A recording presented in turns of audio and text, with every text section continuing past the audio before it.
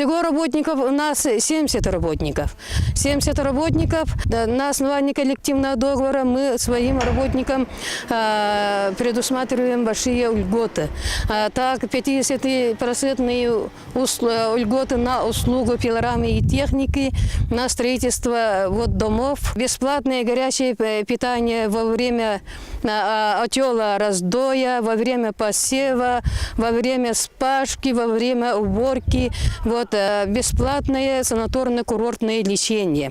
18 работников, наших лучших работников, отдыхали за счет хозяйства бесплатно в Китайскую Народную Республику. И у меня есть такое убеждение, на селе, на селегах обязательно должны такие коллективные хозяйства.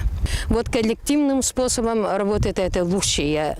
У меня такое убеждение. На содержание объектов и на строительство объектов, конечно, затратно, но надо продукцию производить. С нашей стороны должно быть производство, производство продукции, чтобы было больше, тогда хозяйство станет прибыльной. Начинающие фермеры, семейная ферма, у них большой грант предусматривается. Большой грант. На основании этого гранта надо такие механизированные объекты надо построить. Механизированные объекты, коровники.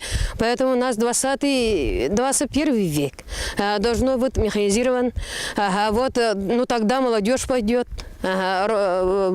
Животноводство.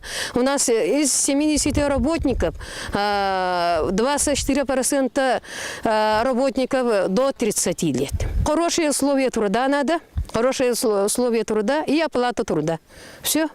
Хорошие условия труда и оплата труда. И эта оплата труда от продукции зависит.